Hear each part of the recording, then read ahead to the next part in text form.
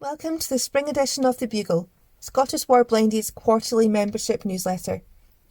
Due to changes to the way the charity is currently operating due to the coronavirus, we have brought this edition of the Bugle forward slightly, and you'll notice that the newsletter content differs slightly from our usual format. In this edition, we include a range of activities to keep your mind and body active from the comfort of your own home, including exercise, art and cooking. As always, we share inspiring members' stories and find out the latest updates from Scottish Warblinded amid the coronavirus. Unfortunately, we are unable to offer this edition of the Bugle on audio USB or CD due to our supplier currently not operating. This edition of the Bugle has been recorded by Caitlin and Ailey, who both work in the marketing team. If you normally receive a USB or CD, you would have received a printed copy of this edition. However, please rest assured that your newsletter preference will revert back to normal as soon as possible. Although we cannot issue USBs or CDs, we have uploaded this audio version of the Bugle on our website, so you can still listen to the newsletter. A message from Rebecca. Dear Scottish Warblinded member, we all know these are difficult times, but we hope that you enjoy this edition of the Bugle. The Scottish Government restrictions on travel and limiting social contact mean that we need to keep our centres closed for now and stop our home visits to you. But we aim to continue to support all our members as best as we can. Our outreach and centre staff are all keeping in touch with their members by phone. As well as providing some important social contact at this time, we can also make sure that any member who may be struggling can be linked to the right support in their local area. Our rehabilitation team also continue to do their vital work and are linking to many of you by phone. It isn't always possible to provide a full assessment remotely, but where they can, they will make sure that members have the right equipment and advice to help them stay independent. We will continue to keep you updated via newsletters, the website and social media posts, and hope to provide a bit of cheer for everyone if we can. We don't know how long the current situation will last, but please be assured we will still be here however long it takes. With very best wishes, Rebecca Barr, Director of Scottish Warblinded. Keeping your mind and body active. Exercise at home. We all know that regular exercise comes with an array of benefits, but did you know that you can exercise from the comfort of your own home? Jim Thompson, Limburn Centre Manager, shares a gentle exercise programme to do at home which members at the centre take part in during their strength and conditioning activity. Jim said, "It is a well-known fact that exercise has many positive benefits no matter what age we are. These benefits include reduced effects of a number of conditions including heart disease, diabetes and dementia, improved mental health, decreased risk of fall or serious injury from falls, improved social engagement if you exercise with others, and helping to maintain physical independence to carry out normal daily tasks. When members are doing any form of exercise at home, it is important to not be too ambitious. Jim said, "It is recommended to improve or maintain your physical health. You should aim to do 150 minutes per week of physical activity. For example, 30 minutes per day over 5 days. Physical activity can include walking or gardening, as well as an exercise programme. So, without further ado, get yourself a chair and follow this step-by-step guide to exercising safely at home. If you struggle to do all of the repetitions, do as many as you can for now and build this up gradually. You should begin to feel warm as your circulation increases. If you feel dizzy or short of breath, stop and rest. Remember, you can stop and rewind this audio recording if you need a recap of any of the activities." Warm up. Head tilt. First of all, tilt your head from side to side and repeat this several times. Then move your head up and down Again, repeating this several times. Next, we'll warm up the shoulders. So first of all, circle your shoulders forwards and backwards and repeat several times. Next, lift your shoulders up towards your ears. Again, repeat several times. Finally, do a bicep curl.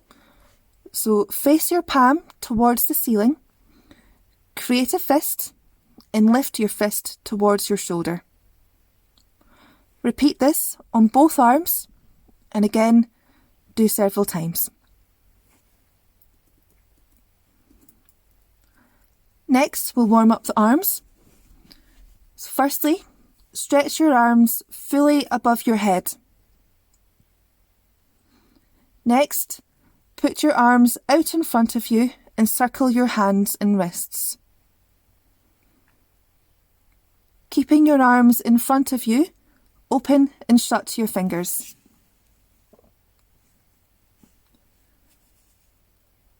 Place both hands across your chest and turn to either side, looking over your shoulder. Repeat several times. And for the final warm-up, for your legs, with your hands placed on your thighs, lift your legs one at a time and straighten out your knees. Circle your feet in one direction and then the other direction. Next, stand up and march on the spot while swinging your arms. Finally, tap both feet on the floor. Exercise routine. Firstly, shoulder circles and arm stretches. Raise your arms and circle them in a forward and backward motion. Repeat 6 times. Next, sit towards the front of the chair and put both arms behind you.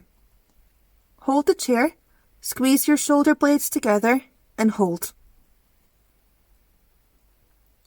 Next, do straight punches in front of you and repeat 10 times. Finally, overhead punches and repeat 10 times. Hip and thigh strengthening. Place your feet hip width apart and place your hands on the side of your knees.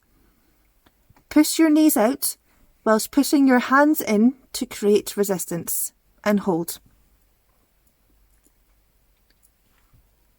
Toe, heel and leg raises. Sit back in your chair and lift your toes towards the ceiling whilst keeping your heels on the floor. Repeat 10 times. Sit back in your chair and raise your heels up whilst keeping your toes on the floor. Repeat 10 times. Sitting back in your chair, lift your legs out straight in front of you, one at a time. Point your toes to the ceiling and then lower your leg. Repeat 8 times on each leg. Moving to sit at the front of your chair, raise each knee one at a time up to your chest and repeat 8 times for each knee. Staying sitting at the front of your chair, move each leg out to the side and tap your toe. Repeat 8 times on each side. Core exercises. Sitting on the front of your chair, make a fist, pull your elbows back and squeeze your shoulder blades together. Repeat movement 10 times. Stay seating at the front of your chair, lift your feet off the floor and do a cycle movement with your legs whilst holding onto the chair. Repeat 20 times. Staying where you are, lift your knees up, straighten out your legs, bring your legs back towards the chair and place your feet back on the floor. Repeat this movement 5 times. Next up is a ball squeeze. If you don't have a ball, use a small cushion or rolled up towel. Squeeze the ball with your hands at chest height and above your head. Repeat each movement 6 times. Next, lift the ball above your head and bend your arms to lower the ball towards the back of your neck. Repeat this movement 6 times. Place the ball between your knees and squeeze your knees together in quick pulses. Repeat 6 times. Place the ball between your calves and lift each knee towards your chest, one at a time. Repeat 6 times on each side. Finally, holding the ball in both hands, tap your right shoulder with the ball. Move the ball in a wide circular movement in front of you and tap your left shoulder with the ball. Repeat full movement 6 times. And the last exercise is twists. So holding the ball in both hands, lift the ball to your right side above your head and then lower the ball to your left knee. Repeat 6 times. Now do this exact same movement on the opposite side. So lift the ball to your left side above your head and then lower the ball to your right knee. Again, repeat 6 times. Cool down. Starting with the head tilt. Tilt your head from side to side. Move your head up and down and circle your head in both directions. Repeat each movement several times. Shoulders. Circle your shoulders forwards and backwards and again repeat several times. Arms. Place both hands on the right hand side of your chair arm and twist your body to the right towards your hands, turning your head in the same direction. Repeat 2 times. Do the same movement on the left hand side and again repeat 2 times. Legs. Straighten your right leg out in front of you. Lift your right arm and stretch forward from the hip, reaching down towards your toes. Repeat 2 times. Do the same movement on the other side and again repeat 2 times. Circle your feet in one direction and then the other direction. Finally, stretch both hands up above your head and interlock your fingers. Pull the stretch up towards the ceiling. Well done, you've completed the workout. Complete this exercise programme regularly, and if you would like to try another set of exercises, please get in touch with Ailey by emailing ailey.mccartney@scottishwarblinded.org or contact your outreach worker or names worker. Cooking at home. Centre officers at the Limburn and Hawkhead centres have shared their favourite recipes for you to cook at home. These recipes use simple ingredients which you are likely to already have at home. First up is Kelly's simple soup recipe, which would make a tasty lunch or dinner. Remember, you can pause or rewind this audio recording at any time if you need to recap any of the steps. Leek and potato soup. Ingredients: 1 knob of butter or cooking or olive oil, 2 medium potatoes, 1 large leek, 2 vegetable stock cubes. Method: peel the potatoes or leave the skin on if you'd prefer. Dice the potato and set aside in a bowl of water to stop them changing colour. Wash and slice the leeks. Add the butter or oil to a medium-sized pot and saute the leeks until they start to soften. Add the diced potatoes and the 2 stock cubes and gently stir. Add 1 litre of warm water to the pot, or cold water if it's safer for you to do so. Finally, add salt and pepper to taste. Kelly's Soup Hint. Buy a bag of pre-chopped soup mix, which can be found in the prepared vegetable section of your local shop. Next up is Josie's simple yet delicious dinner recipe, tuna pasta.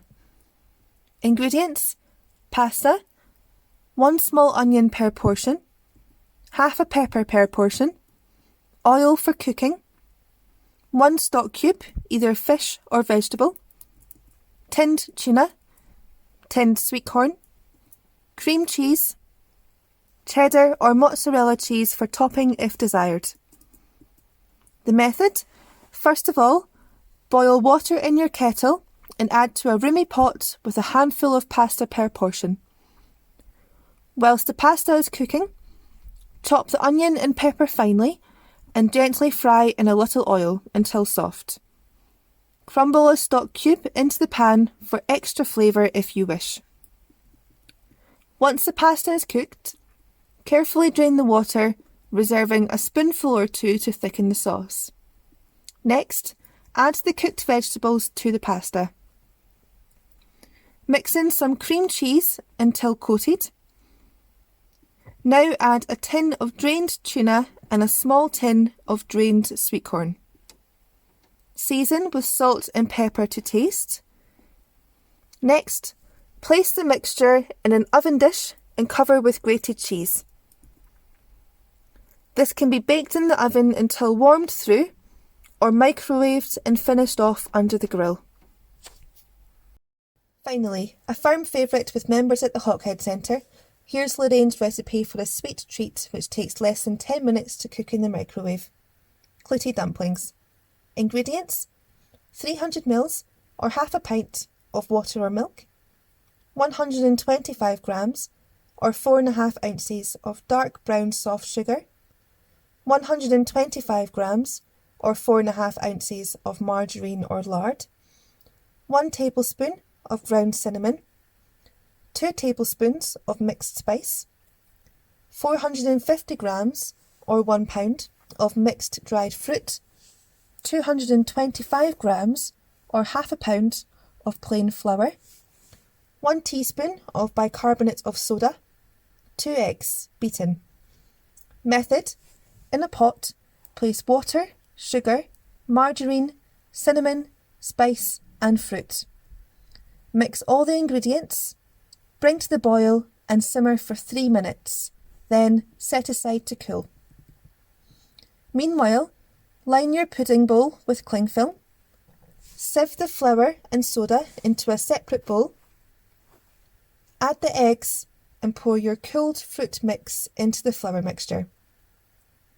Mix well and pour into the prepared pudding bowl. Make sure you do not cover the bowl. Finally, cook for 9 minutes in the microwave on full power. We hope you enjoy these recipes. If you would like any more, please get in touch. Home Drawing Challenge. We know how many of you enjoy being artistic, especially if you attend a centre. We want to ensure that you can continue to do what you enjoy most, and so we have tried to bring the art room to you, at home.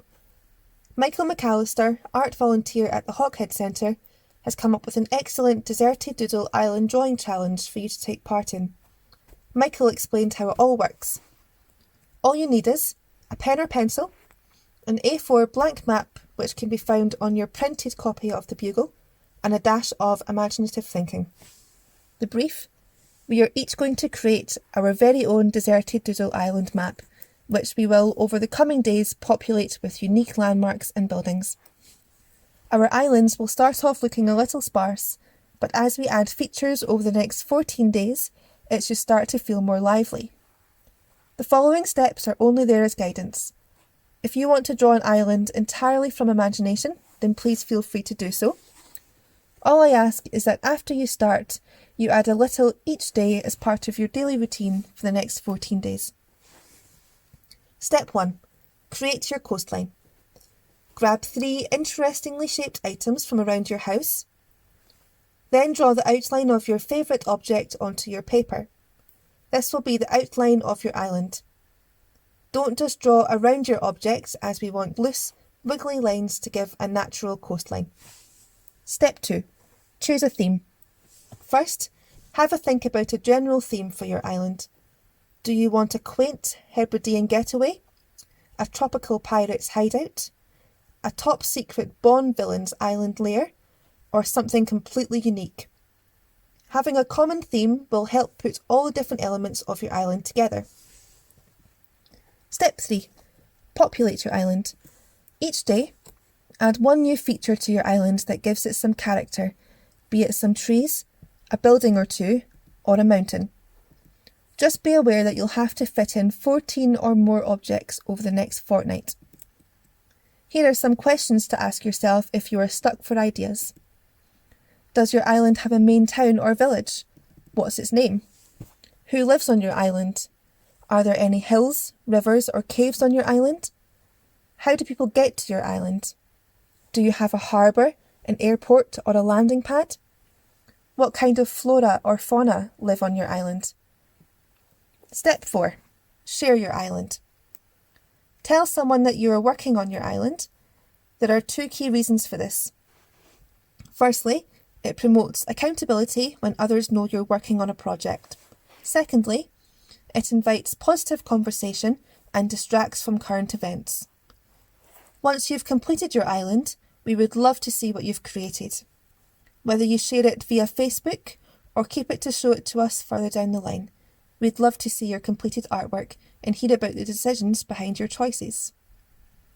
You'll find an example island on your printed copy of the Bugle. This is based around a Victorian theme.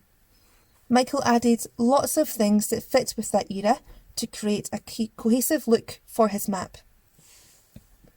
You'll find a blank map on your copy of the Bugle. Remember to turn the page to the side so your map is the right way up. Good luck and have fun. Age Scotland's telephone befriending service. Age Scotland's call-in time service is a free telephone service for people over the age of 60. Once registered, Age Scotland will match you up with someone who shares similar interests to you, so you'll have plenty to talk about. You'll get to speak to the same like-minded person every week, meaning you'll have the opportunity to make a new and lasting friendship. For many, having someone to share a friendly conversation with every week is more important now than ever before. To sign up for the telephone friendship service, visit www.aguk.org.uk/services/befriending services and follow the step-by-step guide to signing up. If you would like to take advantage of this service but don't have access to the internet, please speak to your outreach worker or family member who can register on your behalf. Be My Eyes. Be My Eyes is a free app which enables those who have little or no vision to immediately get sighted assistance via a live video call. The app is free to use, and there are over 3 million volunteers who are available to help tackle challenges and solve problems. Whether you need help with identifying the label on a tin, finding out bus times, or locating an object in your house. Not only that, Be My Eyes has teamed up with specialist partners including Microsoft, Google, Halifax and Bank of Scotland. If you experience any computer-related issues, you can access technical support directly from Microsoft or Google. Bank of Scotland and Halifax have teamed up with Be My Eyes so users can connect securely with the bank so you can receive virtual assistance for everyday tasks, including bank statements, checking and confirming transactions, and managing money. All you need to take advantage of this app is a smartphone to enable you to download the app and connect with a friendly volunteer through video call. For more information and to sign up, visit www.bemyeyes.com. Members share their experiences. Book-loving veteran embraces new creative writing hobby after sight loss. A 96-year-old from Perthshire has found a new lease of life after discovering a new writing hobby which keeps her mind active, positive and happy. ATS veteran Lucy Seddon developed macular degeneration around 20 years ago and also has glaucoma. Her sight has deteriorated significantly in the last year. No longer able to enjoy previous hobbies, like games on her tablet, Lucy set herself the challenge of writing a book. I needed something to keep my mind active and keep myself positive and happy, so I thought I'd write a book, Lucy explained. This is my 5-year plan, so it'll help my mind to stay active and happy until I'm over 100. Initially, it was a challenge working out how to get the words down, but Marjorie, who is Lucy's outreach worker, found a speaker that I could plug into my computer. I'd pondered about it for a while, and it was only when Marjorie suggested using a speaker I realised that I could use a documents program on my computer. I have to type it slowly, but that gives me more time to think about it. Lucy enjoyed a lifetime of reading, but due to her sight loss, she had to give up reading large print novels over 10 years ago. I used to like reading anything with a good story, and I liked reading about other people's lives. I had so many books they took up an entire wall, said the mother of 2. Lucy started writing her own book in December last year using a large keyboard and Dolphin computer software, which allows her to type her story into the computer. The software also reads it back to her. I started off by choosing 3 characters, she explained. The book starts with one of the characters putting an ad in the paper asking if anyone would like to meet up for a talk, and that's how they all meet. The characters are in their 70s, 80s and 90s. The character I'm writing about at the moment is 72, so she can do anything, things that I can't do anymore. It gives me something happy to think about. Lucy, who has lived in a care home for 3 years, says she has gained a newfound independence by putting herself in the characters she writes about. When I think about writing, I think, what am I going to do today? I get so carried away thinking about what the characters in the book are going to get up to that I forget what I'm doing in real life, she said. I look forward to seeing the characters develop. Right now, we're in Devon as it's warmer down there. When it's miserable weather here, I can take myself somewhere else. All the little bits and pieces entertain me, such as meeting someone for a coffee or having plants in colourful pots on a balcony. When Lucy sits down at her computer, she is transported into another life where there are no limits. She said, I have arthritis in my legs, so I can't walk so much. But the characters don't have that problem. Being in a care home means I can't cook or choose meals, but I can choose whatever food I like when I'm writing the book. I don't feel 96, and now I don't have to be. I get to be 72 again. Lucy has found her mind is kept occupied since starting her book. It calms me down and allows me to think about happy things instead of stressful things. If I can't do it, I find myself in an odd mood. This for me is my plan to keep me happy for 5 years, although I might have to create a younger character by then, laughed the grandmother of 5. I think it's important to have something to get enthusiastic about. If you can no longer do your old hobbies and come to a crossroads like I did, no longer knowing what to do, I find you have to make sure negative people or thoughts don't depress you. The good thing about my book is, I don't need anyone to allow me to do it. I think what I'm doing would suit a lot of people. It's the ideal thing for someone who hasn't got much to do. You can use something to get the words down, like I have with the computer, or simply use your imagination to think of the story in your mind. World War II veteran reconnects with Navy heritage thanks to specialist magnifier. A World War II veteran with sight loss has reconnected with his Royal Navy heritage thanks to a specialist video magnifier from Scottish Warblinded. Jim Thompson, 95, has age-related macular degeneration, which has left him struggling to read. Jim served in Gibraltar, working on the signalling tower, and then in contraband control with the Royal Navy Patrol Service for 2.5 years. He then undertook minesweeping duties in the Bristol and English Channels until he was demobbed in 1946. The father of 2 has always kept in touch with his Navy roots and was frustrated to find his sight condition was making it difficult to read his monthly Navy news magazine. But since becoming a member of Scottish War Blinded last year, Jim has been receiving expert support from the rehabilitation team. Now kitted out with an Optelec Traveller HD video magnifier, a portable, lightweight device that can zoom in on text and change colour contrast to suit reader requirements, Jim is delighted to be enjoying his Navy memorabilia once more. Jim said, "I have a black spot in the centre of my eye that I can't see with, but I can get a picture in my peripheral vision. In my right eye, I have cataracts. I get the Navy News magazine, which I like reading. I like keeping up to date with what's going on. But I was trying to use a handheld magnifier to read it, and I was struggling for ages until I ended up tiring my eyes.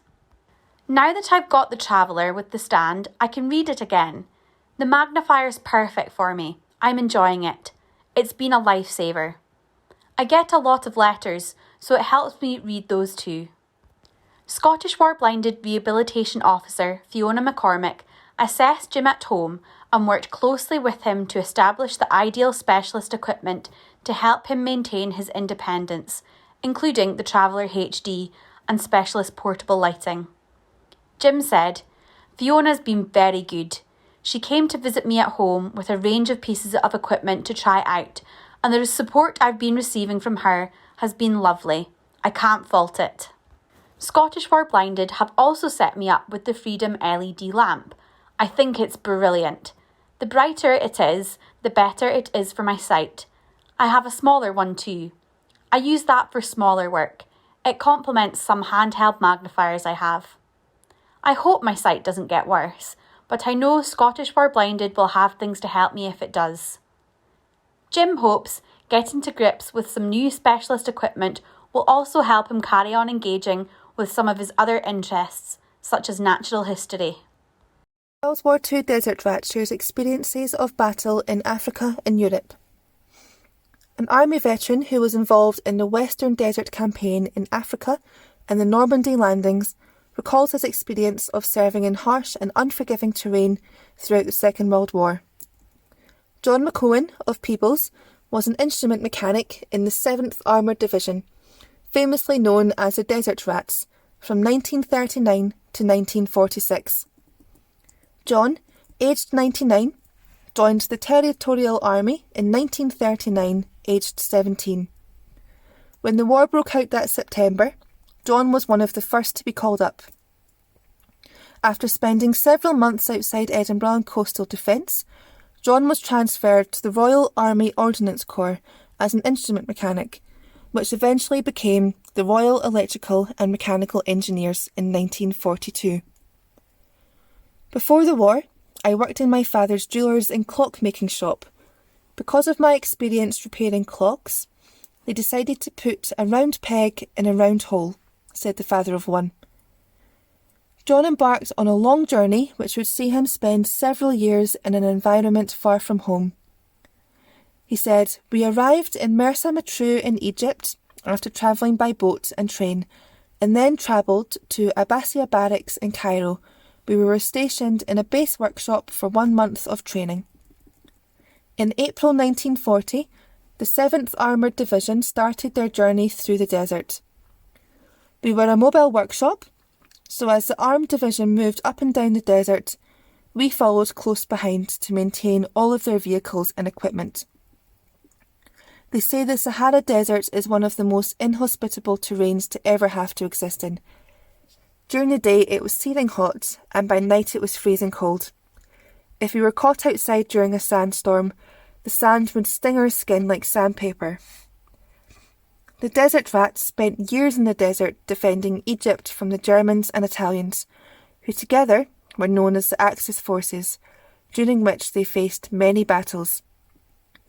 We travelled all the way from Cairo to Benghazi, which would have been around 1,000 miles, said John. It was a long way to go on sand. We would advance, and the Germans would push us back. Then we would advance again and get pushed back. Then, in May 1942, The 7th Armoured Division encountered an attack in Gazala, North Africa, which saw the British, South Africans, Indians and French battle German and Italian forces. The Germans and Italians had outdone us and we had to retreat. Whenever we lost a battle, they would say there was a flap on, which meant we had to retreat quickly. We piled all of our stuff in the vehicles and got out as quickly as we could, said the grandfather of 3 and great-grandfather of 3. One particular time, there was a flap on and we were told, "Right, get out, we're retreating." So we set off in a convoy unit which comprised of 2 great big 6-ton machinery tanks. One of them was from the First World War. It was always breaking down, so we had to tow it, which wasn't an easy job in the desert. The tank broke down and we all had to come to a halt. All the troops passed us and we were left in the desert. We thought, right, we need to get this repaired and get out of here before the Jerry, who are the Germans, arrive. We started working on the tank, but we couldn't get it fixed. Then we started to see dust clouds form from vehicles approaching us in the distance. We thought it was the Germans, but luckily it was one of ours. He stopped to tell us that the Germans were just over the ridge and we'd better get out of there. He cleared off and we thought about abandoning the vehicle, but we received orders to put it on tow. We managed to get away, but we were very lucky we didn't end up in the bag, which we used to say when someone was taken prisoner. For several months, the division retreated further through the desert, eventually coming to a halt in El Alamein. Churchill sent a message to stop retreating and fight to the death. Churchill appointed General Montgomery to take over the 8th Army, which our division was part of. He was very popular with the troops. Montgomery decided that he would put the wind up the Germans and Italians by creating a feint. He gave the impression that we would advance from the south and set up dummy tanks to trick the Germans and Italians. Then the main attack was from the north. They surrendered in their tens of thousands. It was miraculous. At the beginning of the war, we suffered all sorts of defeats. Germans advanced from lots of different countries and battleships were sunk, so we were hungry for a victory somewhere. Eventually, when Alamein came and the desert rats chased the German Afrika Korps out of North Africa, we were hailed as great victors. It was the first victory we had. The division travelled from Tripoli to Salerno in Italy in September 1943 and were part of Operation Avalanche, a landing during the early stages of the Italian campaign. After a few months, John and the rest of the division were sent back to the UK for refitting. Before long, John went on to face the Normandy landings. Before the Normandy invasion, all of the troops were put into sealed camps so that no information would leak about when and where the invasion would be. The Germans thought we were going to invade at the short crossing at Calais. We only discovered we were heading for Normandy once we were nearly there. Up until then, we didn't know where we were going. They kept it very secret to trick the Germans. In fact, they believed it so much that Hitler refused to accept that the landing was in Normandy. He thought it was a ploy. This helped us a great deal, of course, because by the time the reinforcements arrived, we had established a beachhead in Normandy. When we sailed across the Channel, it was an awe-inspiring sight because there were thousands of ships in the English Channel. We could have almost walked across them all. I thought to myself, if the Germans came over now, we're all sitting ducks. All I could think was the sooner we land, the better. We had become too much of a target. John landed on Sword Beach in Normandy on D-Day +4. We were on a landing craft ship. Once we landed, a ramp went down and we drove onto the beach. I actually got ashore without wetting my feet, so I was lucky. Our job was to follow the division and look after their equipment. So once we were ashore, we had to get off the beach as quickly as possible and set up a workshop. After several weeks of being stationed just off Sword Beach, Allied forces pushed the Germans out of France, through Belgium and into Holland. As the troops advanced, John and the rest of the unit were never far behind. As the war drew to an end, John was sent to Hamburg in Germany. We knew the Germans were on their last legs for a while, but they kept fighting until the bitter end, he explained. John said, "The end of the war was a bit of an anticlimax. We had to wait to be demobbed.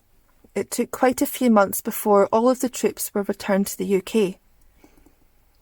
The Desert Rats famously led the British Victory Parade in Berlin in July 1945, and their achievements were recognised by Winston Churchill, who said in his speech, 'Dear Desert Rats, may your glory ever shine, may your laurels never fade. May the memory of this glorious pilgrimage of war which you have made from Alamein via the Baltic to Berlin never die.'" John returned to his hometown of Peebles in June 1946, where he took over his dad's jewellers and clockmaking shop until he retired in 1990. John, who now lives alone, was diagnosed with macular degeneration in 2005 and has been supported by Scottish War Blinded since 2016. Scottish War Blinded has transformed my life. Being able to meet fellow veterans and share common interests has given me confidence and more enjoyment to life, John said. John is eager to hear from fellow Desert Rat veterans and would love to reminisce about time spent in the desert. If you're a Desert Rat or served in Africa, please contact Ailey by emailing ailey.mccartney@scottishwarblinded.org, or alternatively, please speak to your outreach worker. Creative Corner. The Art of War by Dave Phillips. Pain has no respect for rank. No aircraft, battleship nor tank can help us fight the battles in our heads. Unregimented discipline no longer seems the way to win, so we turn to creativity instead. Some stand tall, defiant, brave, turning wood upon the lathe. Each grain, each knot, a story to be told. Each polished flaw, a patched up sore. Preserved, a memory that won't grow old. Some take canvas, brush and paint, put colour back when life seems faint. When the shade begins to seal all that is light, they stand against the dark. Brushes wet and pencils sharp, for these are the tools they need to fight. Some sit and work a potter's wheel, and illustrate just how they feel, in the strength and fragility of clay. A sculptor works with steel and sand, and etches into this fair land a memory that shall not fade away. Some sit with wool and crochet hook, and if you care to take a look, you'll see a finished product full of holes, a patchwork, each piece small and weak, similar yet quite unique, warm, secure, and stronger as a whole. Some may lose mobility, yet cling to their ability, as if their memory depends on images collected, experience reflected, through their mastery of camera and lens. And then there are the ones with words, whose ink makes their emotion heard, who tell when the wood and clay get chipped, when colour runs dry. They're the ones who will try to illustrate their journey within script. And none of us within these walls are comfortable with being called a hero for the time that once we gave, and the scars that we bear, the things that we share, are not a sign that we were being brave. Yet once in our lives, we learned how to survive and rely on the skills of each other. Now those days are long gone, but our wars rage on, and alongside our sisters and brothers, we'll support and encourage, together find courage and strength to keep pushing on through. And here in our art, we open our hearts to share some of our battles with you. Scottish War Blinded updates. Members' Council. With our centres closed at present, the role of the General Members' Council becomes even more important as a link between Scottish War Blinded and our members. The Council representatives provide feedback, suggestions and advice to Scottish War Blinded staff and any member can contact one of them with comments or ideas. We continue to recruit to the Council and would love to hear from anyone interested in joining it. At present, we are arranging no physical meetings, but we can communicate electronically. If you're willing and able to be part of an important aspect of the way that Scottish Warblinded provides its services, please contact Rebecca at rebecca.barr@scottishwarblinded.org and she can give you more information. Contact details for council members are as follows: Joe Long, 07703 517 936. j.long3@btinternet.com. Rod Murchison, 01463 230 066. The Murchisons @googlemail.com. Alf Gibbons, 01382 543 065. Alf_Gibbons@hotmail.com. Harvey Granger, 07768 333 216. harveygranger@btinternet.com. Ali Reid, 01569 762 046. aliureid@hotmail.com. Alan Reid, 0141 881 8921. alanrd5@aol.com. Tony Cox, 07880 344 860. coxscotland@btinternet.com. Jamie Cuthbertston, 0141 942 1083. jamie@cuthbertsons.co.uk. Cancelled events. In keeping with recent government advice, all Scottish Warblinded social activities have been postponed until further notice. This includes our local lunch groups and the reunions that we usually hold over the summer months. We know how much our events mean to members, so it's with a heavy heart that we cancelled the Northern Gathering at the beginning of April. Very unfortunately, we have also cancelled our flagship event, The Gathering, which was scheduled to take place in September, due to the venue being potentially utilised by the NHS. We very much hope that if circumstances allow, we will be able to reschedule these events later in the year. For obvious reasons, we have also postponed our Members' Challenge for 2020 and will not be booking a battlefield tour this year unless travel restrictions are lifted. We are all disappointed that these events are on hold, and we will of course continue to review these decisions and keep all our members updated as and when we have new information. Keep in touch. Now more than ever, many people are relying on the internet to keep in touch with friends and family, stay entertained, and find out the latest news from across the globe. As we can't visit members at their homes at the moment, or welcome members to lunch groups or the centres, one of the best ways to keep in touch with you is online. There are two ways we keep in touch with members online. First is Facebook. Scottish Warblinded has a dedicated community of members and their family on Facebook. Our private Facebook group, Members and Friends of Scottish Warblinded, enables us to share pictures, videos and stories with you, and we also encourage you to share your own posts.